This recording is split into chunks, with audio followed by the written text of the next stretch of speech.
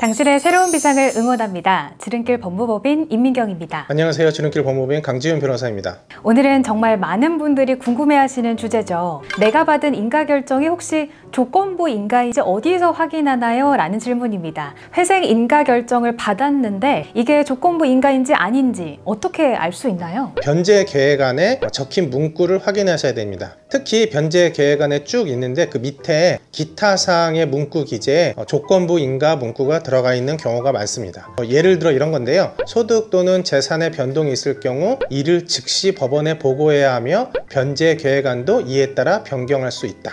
이런 문구가 들어가 있으면 이게 조건부 인가입니다. 네, 그럼 반대로 그런 문구가 없으면 조건부 인가는 아니라고 생각하면 될까요? 네, 맞습니다. 문구가 없으면 조건이 없는 거죠. 그러니까 조건부 인가가 아닌 게 맞고 그냥 단순 인가인데요. 그런데 조건부 인가가 아님에도 불구하고 그 보정 권고가 가끔 나오는 경우가 있지만 그건 극히 드물다고 볼 수 있습니다.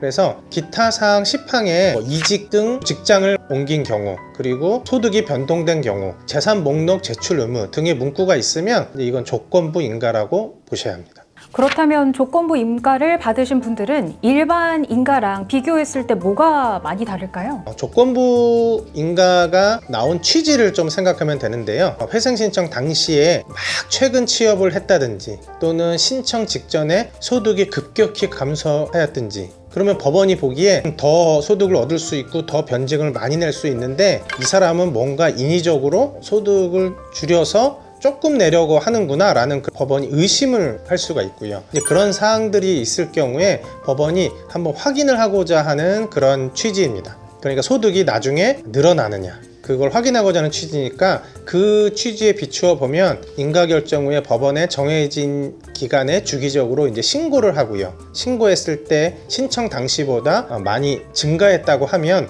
또 그 조건이 다 붙어 있는데요. 해당 조건에 따라 월 변제금이 또 상향이 돼서 변제금이 늘어날 수가 있습니다. 그럼 일시변제 같은 것도 조건부 인가면 더 조심해야 하는 걸까요? 네, 이미 법원이 조건부 인가를 내렸다는 이유는 뭔가 소득에 대해서 뭔가 의심하고 있는 상황이었거든요. 그런데 일시변제를 한다고 신고를 하면 이 돈이 갑자기 왜 생겼느냐, 처음부터 거짓 신고한 거 아니냐부터 아주 까다롭게 그렇게 볼 수가 있습니다. 그래서 일시변제는 항상 조심스럽게 접근을 해야 되는데요. 조건부 인가 받은 분이라고 하면 더 신중하게 고려를 하고 접근을 해야 됩니다.